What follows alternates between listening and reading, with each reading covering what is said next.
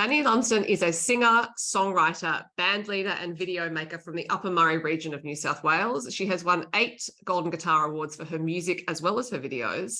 She has won an ARIA for her 3rd album Fellow and an AIR award. Fanny is also known for her country halls tours and other stage shows. She's about to tour again to bring people the songs from her 4th album, The Wonderful Hey Dawn. I'm going to ask her about the album and the tour, maybe some other things. Hello, Fanny. Hi. How are you? I'm really well. Yes, we're speaking just before the release of Hey Dawn. But you know, people will be watching this after it's released, quite possibly. So I'm actually going to take you back to your last album, Fallow, which was released on the 13th of March, 2020, and the world shut down right after that. You couldn't tour, and when you won the ARIA for that album, you were at home to receive it.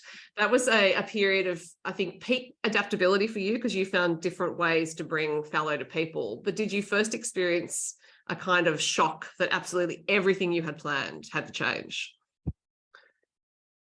To be honest, I think I felt delayed shock. I think that actually I felt the impact of COVID like a couple of years later. I'm very much a person that like very optimistic. I'm always for solutions. I'm insufferable basically. But like I was very focused on what we could do and what it meant that we could do and what doors meant opened and what it meant. And so I focused on that so hard at the time that I think that it took like a year or two and for me to really feel like it. And it came out in very different ways, I think. But to be honest, one of the initial feelings, and I have to be honest, was relief. Which is ridiculous, I know. I mean, like I was devastated about all the press because Zoom didn't exist then. We couldn't do this. Or maybe it existed, but no one knew about it. And so all my press was cancelled. So it's pretty devo about that, especially when you're trying to get the word out. But I was exhausted. I was exhausted. I was so stressed. I look unwell when I look back on videos. So I think like a lot of people, it's hard to say because I was privileged enough to be like in a safe space. So yeah, I don't know, maybe I needed it. So I know that's not the answer that you expected, but that's what No, I think there's no one answer to what happened then. It was just for you, it was this exquisite, exceptional timing of the album coming out right at that point in time. But of course, in order to get an album out for release, as you are doing again now with Hey Dawn, it's not just, hey, let's record it and it's fine. You do have to set up all that press. You are a self-managed artist. You have to plan all the tours. There's a lot of admin involved. So at the time the album comes out, I imagine, yes, exhaustion is a primary experience for you. Yes. It's like the next 3 weeks, like I'm just like readying myself because I know that it's just going to be like full on, and in a way that it's not about the tasks that need doing. Like it's not me physically doing the things that I find exhausting. It's just because if I don't organize them, they don't happen. Like, and I think it's the weight of all of that really takes its toll. It's not really the actual doing. So if someone else was organizing them for me, I'd be like, it's fine. Like, but it's my fault if it doesn't happen. So like, and it's my fault if nobody knows what they're doing. So like my old team, everybody relies on me. So I feel like that is where I find the stress and the weight of it. Yeah, and I should also point out you're not only doing that, you're running a household and you have 2 small children, one of whom you were pregnant with when you actually did persevere with touring Fallow around all these border shutdowns that were going on. And I remember tracking you on social media. You were heading to the Northern Territory, and then you were doing the best that you could. But I'm actually wondering if, out of that time where you were being so adaptable, that you felt like if you could manage all of that, you could actually manage anything. Yeah, I think you just learn to prioritize, right? You just like I stopped worrying about certain things. Like I stopped worrying about like you have to sell out every show, you have to do this. It was just like, can we get to the show? Like that's all that matters. So I think it was nice in that sense. I did get a bit of fatigue after like so much like logistics gymnastics over that time.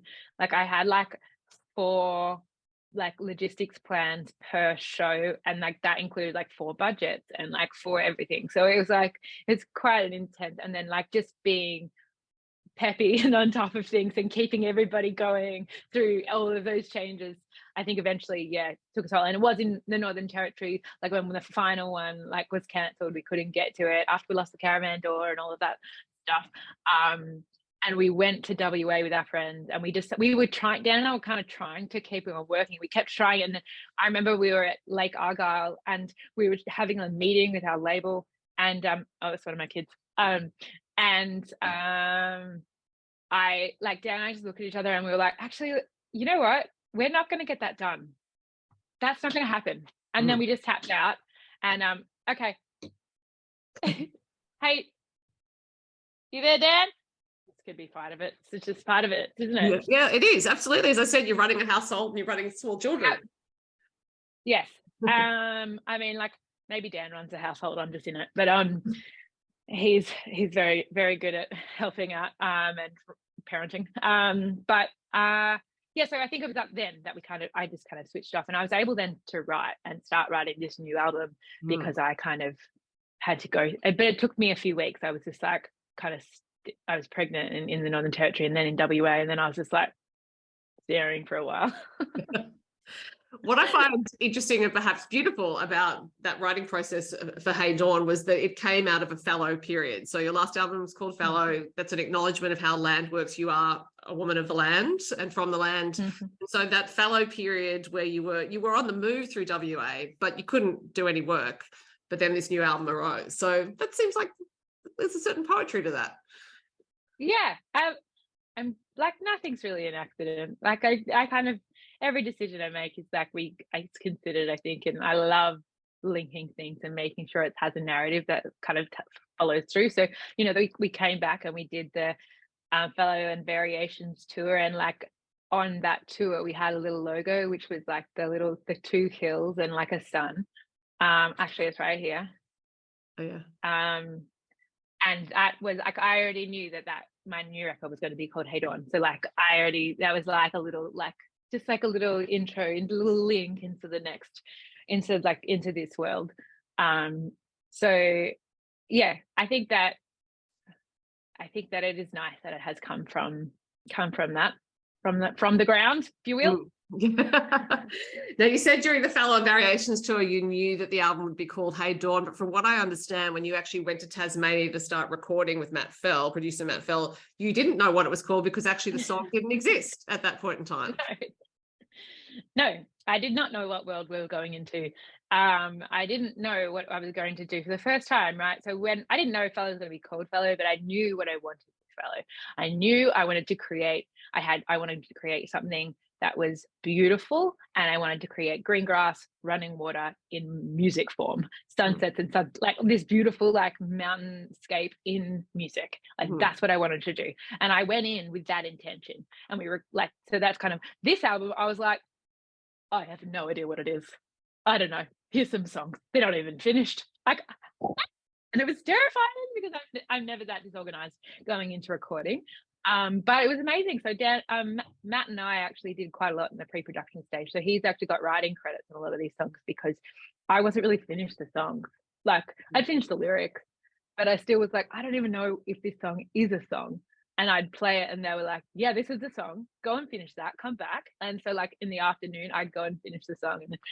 And so like, yeah, it was a bit of a process. But yeah, Hey Dawn came about. So we were probably like a week into the recording process, and there was this big storm. Well, like natural disasters just following me around. Big storm. All of these massive trees came down in Tasmania. And like those huge big gums. And I mean like thousands of trees came down. We got stuck where we were for a while there, and all the power was out. And then when we could get out, the power was out for like a week. We moved studios over to the East Coast. A guy called Pete Cornelius, actually, he's lent us his studio. Very nice of him. Anyway, we did one day in there tracking drums, and I was still a bit lost. I didn't know where this world was going and what was happening. And I just was feeling a bit uncomfortable about the fact I didn't know.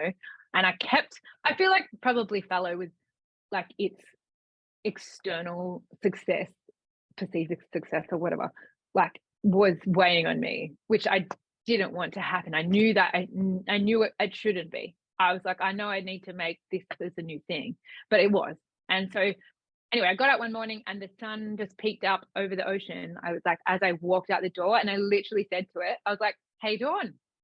And I said to the sun that. I took a photo and a little video of the sun as it came up. And then that day in the studio, something kind of changed. And I was just really like, I have to tell these stories for what they are in this moment. And that's all I can do. Like, that is my job. And that is my job as a songwriter. And that is my job as a storyteller. Like, you can't do anything else, but just that is it.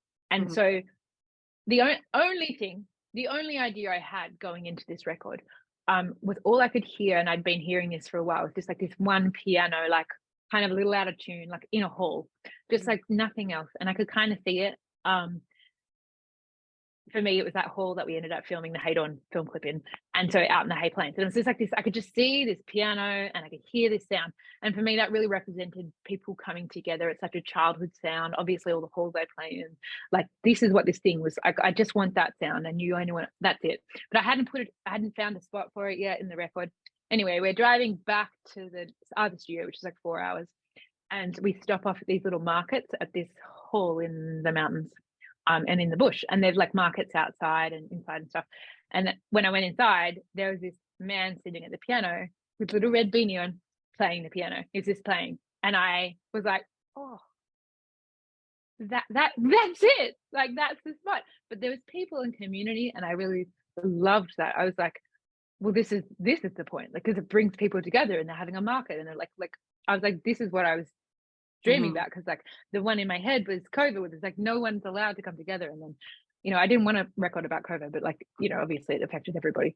So then he just sat there and he played for hours, because he had this little DJ book that he had manually made, like songs, how they went into the next song. And it was like amazing. His wife showed me, and like, so I sat there and watched him. And then I went back to where we stayed that night, and there's a hut there, like a log cabin, and I wrote Hey Dawn on the piano, and I was like, okay, we're good. This is the world. That is the opening song. That is how this is all tying together.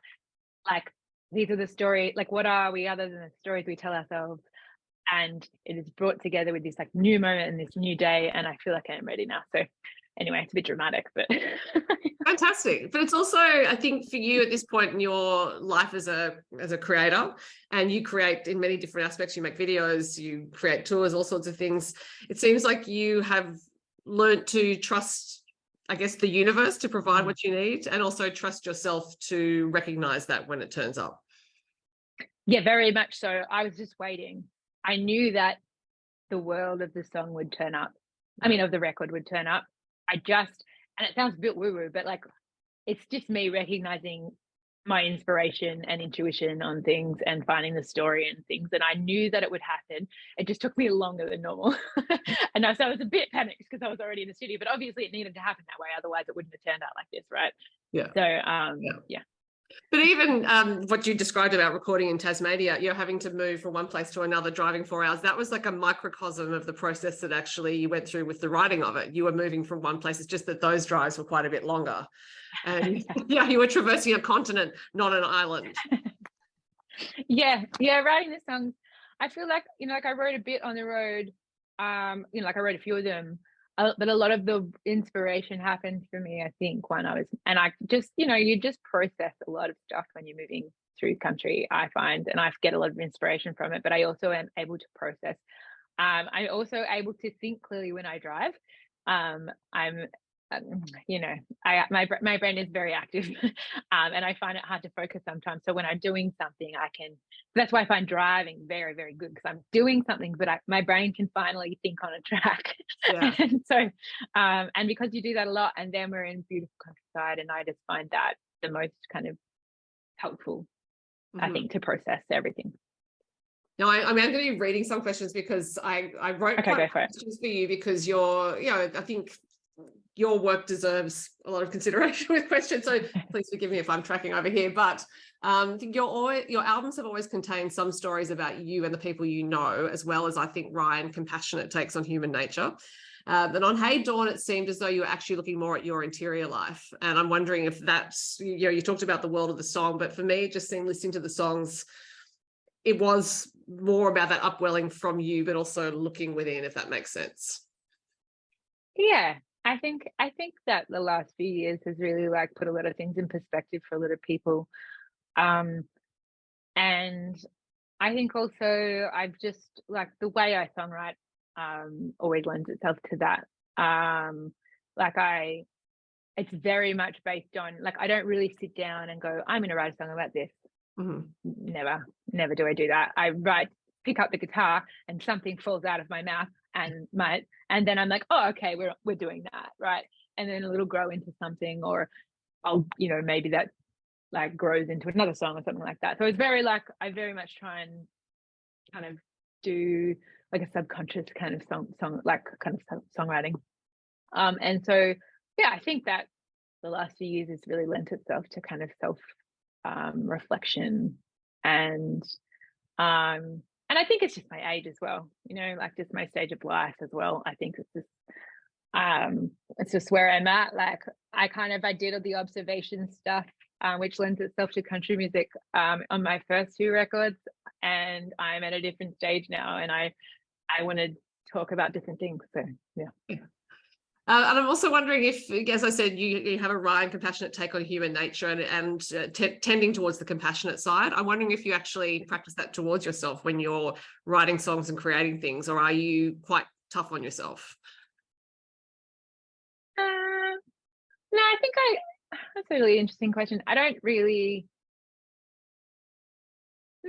I really judge it that hardly. Hardly. I don't think I judge it that hard, to be honest, because I try and make it a much more like a yes process. So I think the way that I learned to write songs was many, many years ago. I said yes to every single idea. And so I wrote some wacky songs that were terrible, but like it kind of taught me to just trust whatever kind of comes out.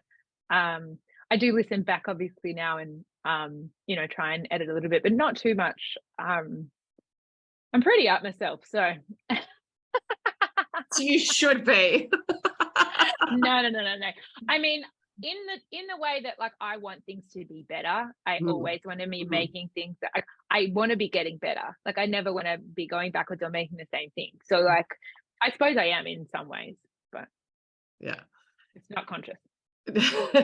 Now, the first track you released as a single was Millionaire, and the first single from Fallow was Peed in the Pool, and I actually think that spiritually they are related because they're part of your origin story.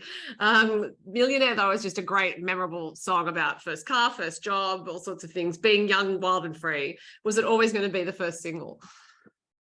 Yeah, it was. I think I just wanted to go out with something really high energy and like something kind of quite different to the Fallow world.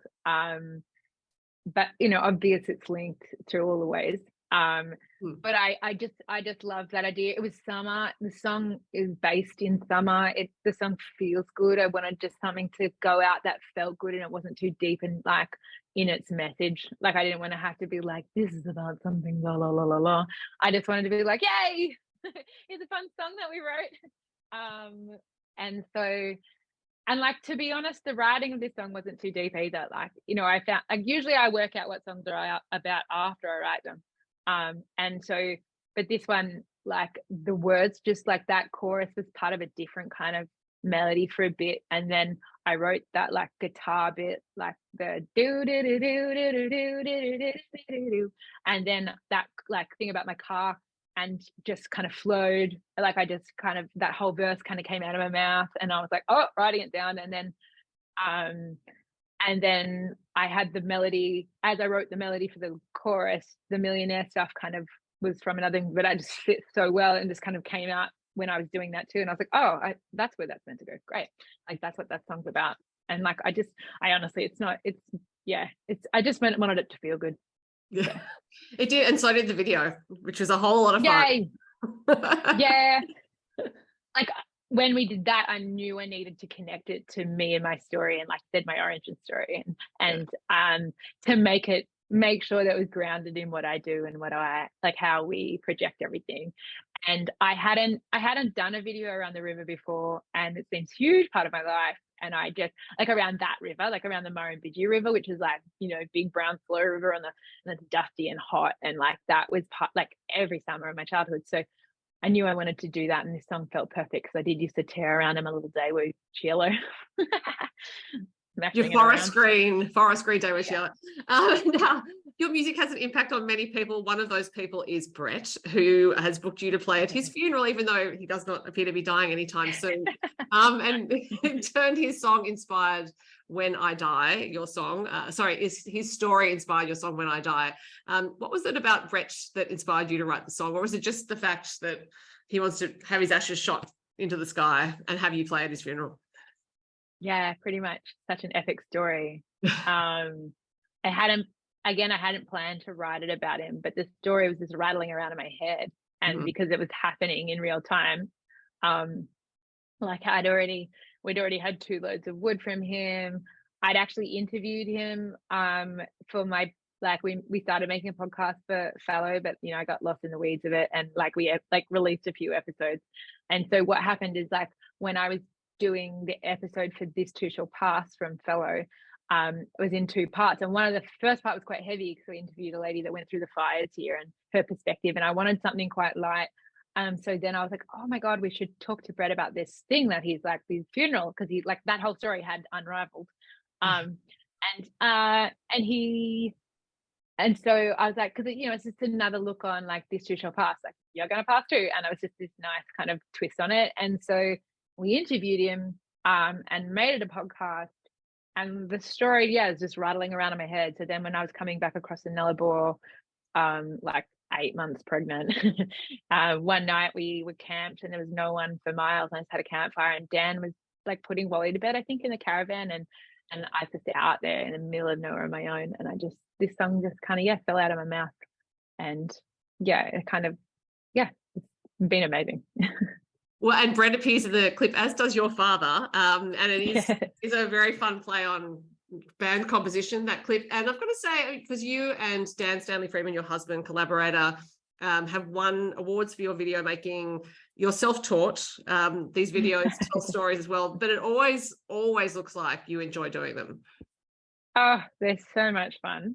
That week it was pretty hectic. I was pretty exhausted because the week before we'd shot 2 videos. We'd been on tour, we shot 2 videos out west, and then overnight, and then came back and put on my sister's wedding at my parents' place, which is like massive, like 200 people, like DIY in the garden. Like, my family did the whole thing. Like, it was epic and so much fun. But like, we had that, and then we had my brother's 30th straight after, like on the Sunday night, and then the crew all arrived, and we did a really epic 16-hour shoot the day before, like after all of that, and then we shot Brett's clip at the very end. So I think we were just like all a bit like crazy by then. And that clip we did in 2 hours. It was amazing. We just like went up there. I knew my whole idea was I just wanted Brett at the front because I wanted just that different take on band plays on hill. But like has to be Brett singing. But then my dad and the other like neighbors were just standing around, and I was like, oh, you should just jump in. Get on the bass. And then because Dan was like, I want to play drums. And then I obviously played drums on some too. So then they just rocked out. It was great. Whenever I think of your dad or see your dad, like in that clip, I think of him at the Golden Guitars, the year you won many Golden Guitars, and him and your mum with the green Woolies shopping bags. Home the awards. I always think, did they have them in the boot of the car just in case, and then they had to run out and get them because you won so many awards? Oh my God, so funny. No, that was where we brought the snacks in. I was like, Mum and Dad, this show goes for a really long time. We're going to need snacks. And so Mum was like, oh my God, I don't have any bags to put the snacks in except for what I bought them in. It's a Woolies bag. And I was like, just bring it in, it'll be fine. And so then that's why we had a Woolies bag. And then she just chucked a Golden Guitar in there at the end. It is also my favorite video. I'm actually going to share that again. I love that photo. Oh, it was great. It was gold for Australia, as I like to say. Should have got a sponsorship from Woolies from it. Not too late. Speaking of family, Ugly Flowers is your most recent single, and it is about family and appreciating details. I think there embodies themes that run across the ambit of your work, which is appreciation of the love you have in your life, appreciation for your family, and your ability to notice those details and the opportunity to be with people you love. Was there one single spark for that song though, or was it just the feeling of all of that coming together? It was the cakes on the table. It was the 7 cakes. The 7 cakes. actually, as a coincidence, there was 7 in the song and 7 on the table because I actually hadn't counted the cakes on that photograph. So there's a lot of different photographs of the same variation on that theme, right? And I just had been thinking about that as a like just it represented everything to me. I think all those cakes on the table of my childhood. And I was actually I was like in the lounge room, my kids were always playing around and Dan was doing something and that chorus kind of came out like that. And then I think another thing was separately I've been thinking about and talking about was how those things in your childhood that you changed your mind on, like what you deemed elite when you were kids, like, like they had a roller door on their garage, like the little things like that, or like they got roll-ups in their lunchbox, elite. Just really funny. And in-ground pool felt like the pinnacle, just like, wow, yeah, they've got a pool and it's in ground. And so I was just thinking about that and how your perspective changes and it kind of feeds into how everything in your life changes color when you get older, right? Like sometimes the colors become much more vivid and sometimes they fade. And I just think that's interesting. And I was also talking to my mum about family, and she was telling me some stories about things that I had always believed a certain way, and then you get told the story as an adult and you're like, wait, what? I have the understanding now to see what it is as an adult. Doesn't change the story when you were young. It's just like it's completely different color now. And so I'd been having a lot of these kind of conversations with my parents and my family, and asking them lots of questions. And so like, I was changing perspectives. I was really moving on things, and it kind of coincided with my grandma passing away and the cakes, and then the whole song kind of coming together. I think you kind of said it's perhaps your favorite of your songs that you've written, or one of at least. Yeah, I think so. I think it's one of they're all favorites in different ways. I think. I just think that it's pretty simple. It's a pretty straightforward song. Not really like that multi-layered or difficult to understand. I just and it kind of came quite easily, I think. So just felt pretty raw. I think with all of your songs, though, they're not difficult to understand because you're interested in clear communication to your audience. My perspective is like you want to make sure they're receiving the story in the way you intend it. Yeah, I also think though, like I just assume intelligence. I think with everything that we do, like, and if you don't get it in some level, you'll get it in your own level, and it doesn't matter. Like, it's just like your interpretation. Once it leaves me, it's everybody else's to interpret. So it doesn't really matter what I intended, I suppose. But yeah, I don't know. Some people might beg to differ. Some people might be like, "Oh, you're pretty wordy." Convoluted. It's the perfect amount of words. Now, from the title track opens the album, and from there we roll into the glorious Great Divide, which is track number 2. And it contains a line about where you live, which is west of the Great Divide, and that's where the wild run free and the quiet can go to hide. But I kind of get the impression that you are both running free and hiding a little in your patch of the upper moon. Yeah, definitely. I think that is the beauty of the mountains and the beauty of living out here, is that you can be wild, but you don't have to talk about it or show it, right? You can just be wild in your own way, and it feels free. It feels wild, but you can do it quietly. You can do it whichever way you want. It's also like, I have to acknowledge Montgomery Church on that line, because I definitely ripped it from them. Actually the line came out when I was writing the song, like it just came out of my mouth, and I was like, there's literally no other line that has to go there. Like, that is the one. And so, like, there have been Snowy Mountains as well, and that record was about the Snowy Mountains, and so it's like a nice little nod to that. But yeah, it makes perfect sense to me as well. So I don't know how to answer that. A bit of both. Now, your brother Thomas Lumsden is an important part of your recordings and your live shows with his beautiful harmonies. It did sound to me that he is even more present on this album in terms of the layering of his harmonies behind you. So I'm guessing that Hey Dawn is the start of the Tom takeover. He'll be happy to hear that. Yeah, it is that we have had a lot of requests for I Love Tom hat. He'd be backing that for sure because he's the one that makes commission off merch because he's the merch seller. So now he's such an integral part of what we do. And I was very just like, I really wanted to push harmonies more in this because it's such a huge part. Like, it's always been part of our recordings, but it's often been mixed back a bit. And because when we play live, it's such a massive part of what we do. Like I very rarely play solo because of it's built on harmony for me. Yeah, I really wanted to make sure that we showcase that a lot more, and we mixed it higher this time. So like when we were mixing, I was always like going back with notes about, I was like, I can't hear Tom enough. Like I need more, like we need more of that. And so, yeah, it was a very conscious decision to make that more, but I will take note. And I will hold up because we've got to control his ego. No.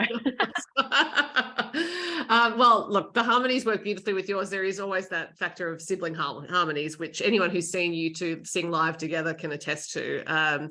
But yeah, he's a wonderful addition. He is. Everything. Yeah. You don't need me to tell you that. And I'm sure he doesn't need me to say that either. No. It's nice to hear it though. I think it's nice to hear it. Like we kind of joke about it, but like, it's, you get stuck in the weeds, so it is kind of nice. But yeah, I can't imagine a live show without him, to be honest. And I think everyone would probably revolt. And also, he's often the one leading the, dig. Yeah, the dance moves and everything. Yes, yeah.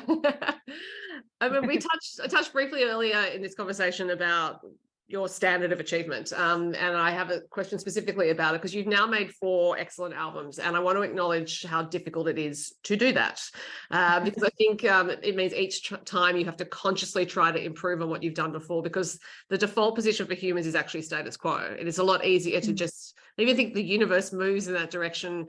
I had a maths teacher once who said that your room is messy because that's actually the natural tendency of things in the universe, is to move towards mess if you don't do anything to improve that. So you move away from mess, you move towards excellence. Not in my house. But also each album is different. I mean, that's how you're moving it along. You're moving the stories along, you're moving your audience along with you. But I guess it's me acknowledging that this is like a triple axel jump, as I like to call it, for artists, or like winning an Olympic gold medal back to back.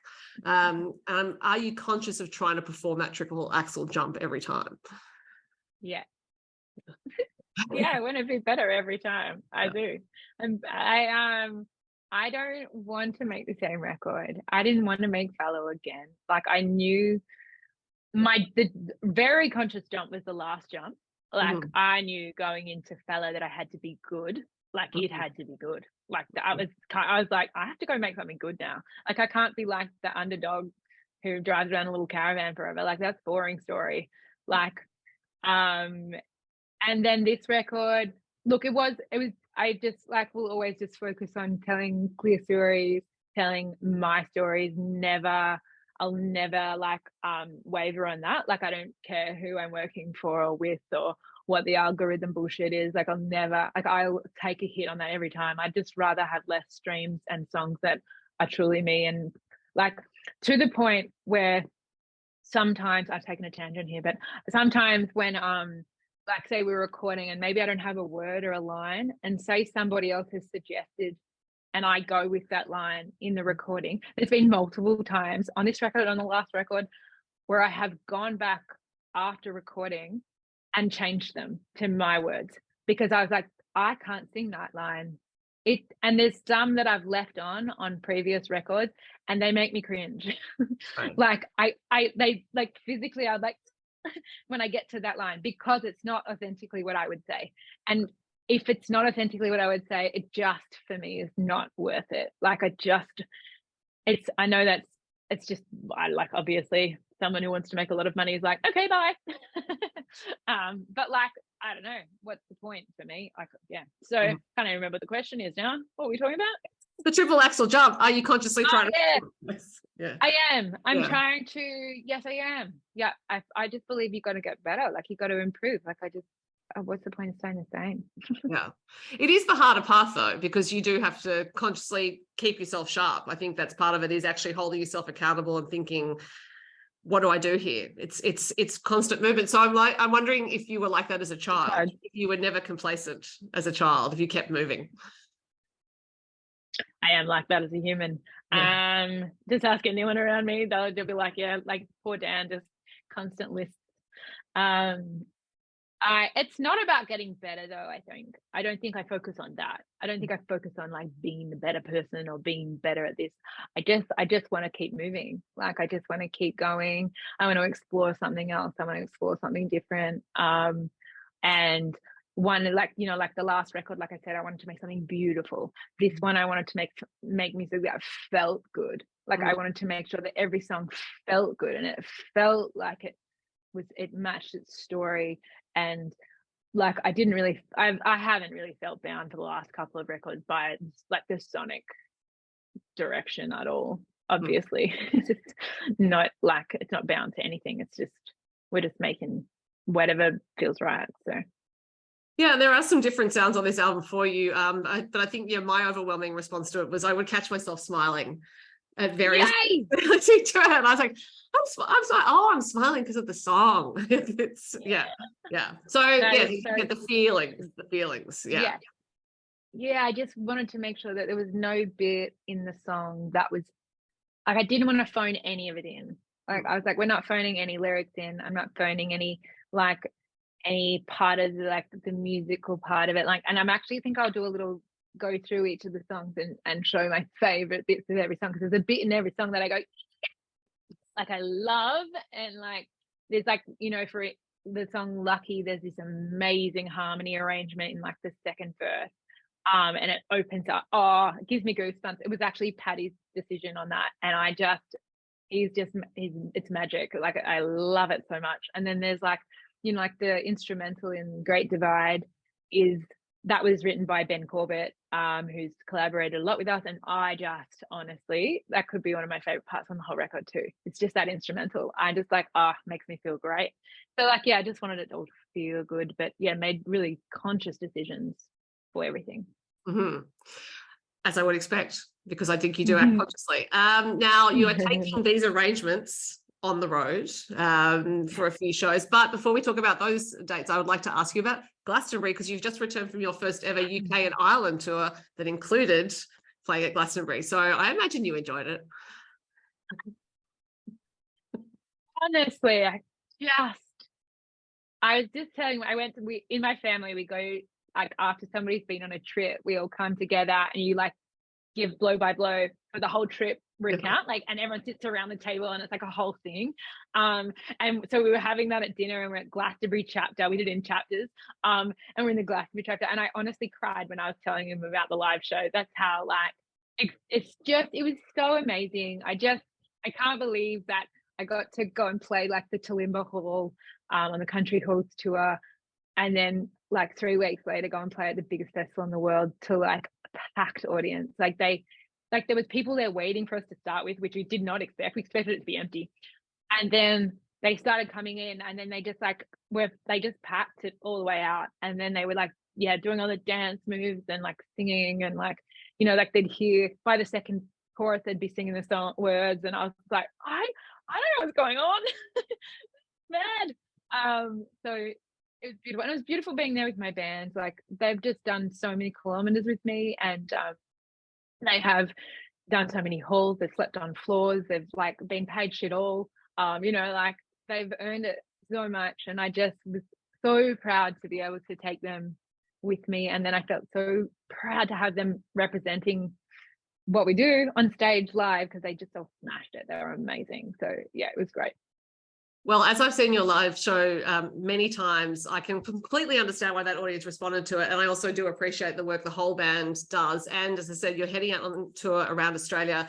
Now, the problem I would imagine you are having at this point in your career is that you have to leave some things out of a set list. You now have 4 albums to choose from, and you're always going to upset someone who really wants to hear Land of Gold, for example, if you leave it off. So how difficult is it to do that set list now, because you obviously want to focus on the Hey Dawn songs, but people have their favorites?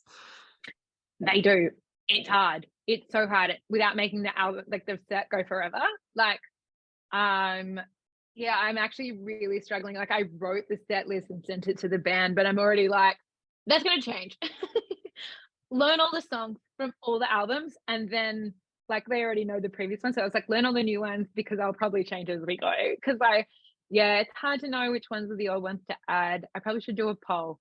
We always have done Land of Gold, and I was considering dropping it off this set list because I was like, you can't do them all. And I do want to do most of the songs from the new record, but we can't even do them all. So we'll do some in the VIP part. But yeah, I mean, yeah, I don't know how people do it. I'm sure like artists all around the world are, multiple albums in and choosing their songs. So yeah, it's hard. Be selfish. I think I'm just going to choose the ones I want to do. I think that's fair enough. For anyone who hasn't seen your show, they should know it is a show. It is not a gig. Like this is a beginning, middle, and end arc of a concept. It is different for the Country Halls tours to what you do for. I mean, Hey Dawn will be different again.